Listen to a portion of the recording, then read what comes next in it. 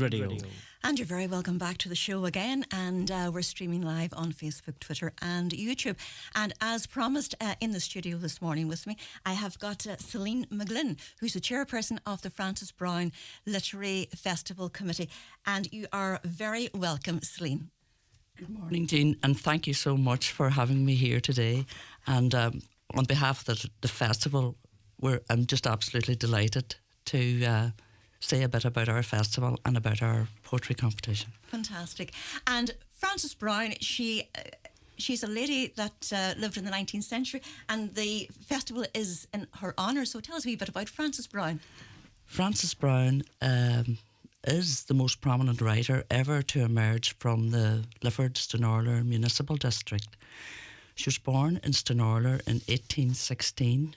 Her father was the first postmaster in Stranorlar, Samuel Browne, and her mother's name was also Frances Luke or Lucas.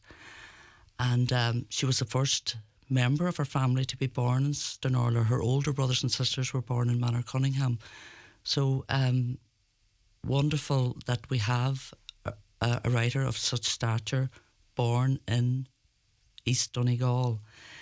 The most significant event of Frances's childhood was that at 18 months she was struck with smallpox and became blind as a result. Being blind, she actually didn't have any formal schooling as such. She may have gone to school on occasion because she records that she heard her brothers speaking at school. So Frances was determined to get an education for herself, and she did this by listening to her brothers and sisters while they recited their homework at night round the kitchen table. And in the house it was discovered that Frances could remember and retained everything she had heard her brothers and sisters say, and she was able to recite everything maybe quicker than they were. So it was obvious that Frances was extremely intelligent. At 7, she rewrote the Lord's Prayer as a poem. She was hugely influenced by a man called Reverend James Steele, the Presbyterian minister, and his powers of oratory in the church. So she became fascinated with the power of words and the power of words to take you to a different country. She read voraciously anything. Books were borrowed at the time, and I would say that was par for the course. People loaned everything out, and she read very high quality books. Her father was instrumental in Frances' life as well, that he carved birds, animals and flowers into a chair for his little blind daughter, that even if she couldn't see these things, she could see them with her hands and create her very, very rich inner life. Frances spent basically half her life in Stranorlar, and when she was 31 she moved to Edinburgh and she spent 5 years there, and that was probably, even though her literary career really started in Stranorlar, she had published work in prestigious journals, but she needed an amanuensis, which is a lovely word, because she couldn't write herself. So her sister came with her, Rebecca, to Edinburgh and acted as her assistant, writing down all her work. She's best remembered as a children's writer, and she wrote her best-selling, world-famous classic is Granny's Wonderful Chair, which a lot of our festival is based on. But she also wrote essays, reviews, short stories, novels, just a huge prolific output. In spite of being blind, in spite of geographic isolation, in spite of being a woman, she carved out a literary career for herself that is the equal of anything today. And today people have loads of help and workshops, and she did this basically on her own. Fantastic! It's only fitting then that you have a festival to commemorate her and to have her name out there with woman. You say she was a woman. She was blind, and in the 19th century, for a woman to achieve that, it was something else. It was barely respectable for a woman to write in the 19th century, but single-mindedly she went out there and did that. And not only did she write pleasant things, she was also anti-slavery, anti-war, anti-imperialism. There wasn't a sectarian bone in her body, and she came from the Presbyterian tradition. So she's a model for. People often say she's a model for women, but I think she's a model for women and for men. About courage in the face of adversity, strength and endurance, under extreme obstacles. So the festival, this is the third year for the festival. Am I right in saying that, Celine? This is the third year for our festival. It's very exciting, and we're so excited to be producing it again for the third year, with assistance and huge help from Donegal County Council. I'd just like to add, without Donegal County Council, this festival in its present form wouldn't exist. So we have it. It's from the 12th to the 15th of October. It opens in Ingredient Theatre in Letterkenny on the Thursday night, the 12th. We have our keynote speaker at that is Anne-Marie Curran, the wonderful poet, and we have Pauline Holland's new play, Strangers to Our Own, about another Finn Valley, or not a Finn Valley writer, a faux writer, Sarah Leach. So there's lots of exciting things on. We have workshops in Irish, English and Ulster Scots. We have an art workshop by the wonderful Irish artist Anne Quinn, who is based now between Lifford and Raphoe at Ballylennon. We have panel discussions. We have, I mentioned Granny's Wonderful Chair. There's one of our highlights is a performance of The Tale of Fairyfoot from those tales of Frances Browne, and that's performed by Fidget Feet with Tanya Ward, and it'll be just a lovely show based outside in Drumbow Woods, with theatre, dance, maybe some aerial work as well from trees. It's spectacular. So we're super excited about that. Your poetry competition now is part of the festival, but it's been going for 15 years. Is that right? And entries are now open. Entries are now open for the poetry competition in English, Irish, and Ulster Scots is a key part, maybe the heartbeat of the festival in many ways.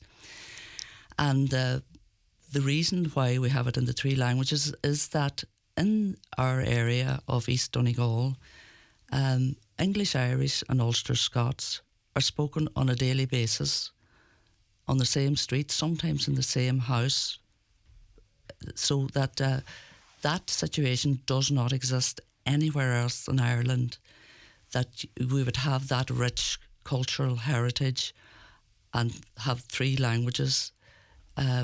So the idea is to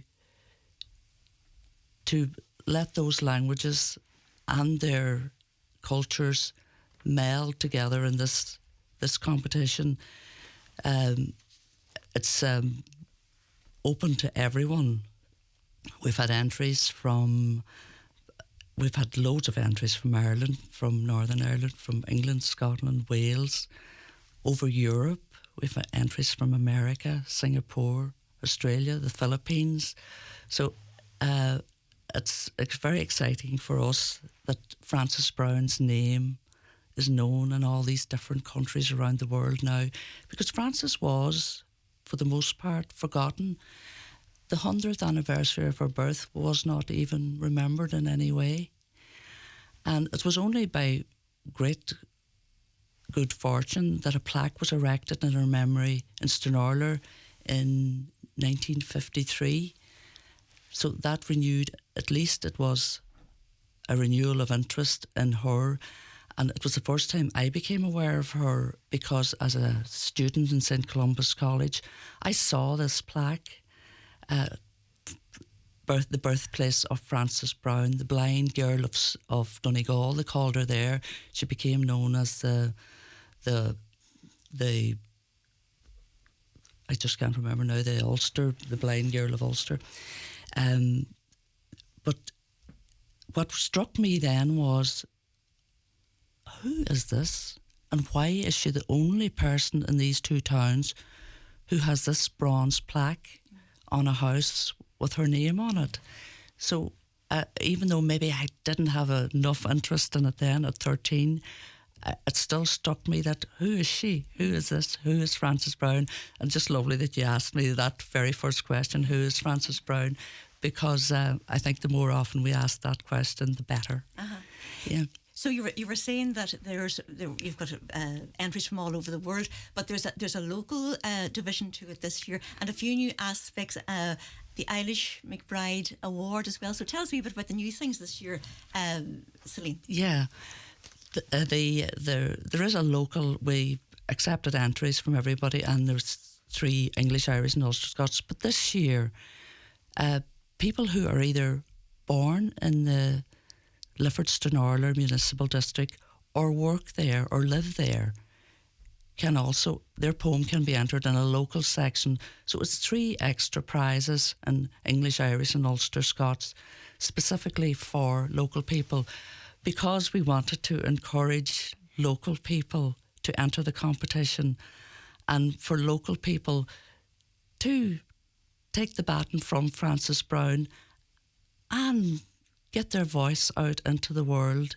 I mean, there's too many poems and stories in the bottom of drawers, and it's only when you actually have the courage to let the piece out there that something happens, something magical happens.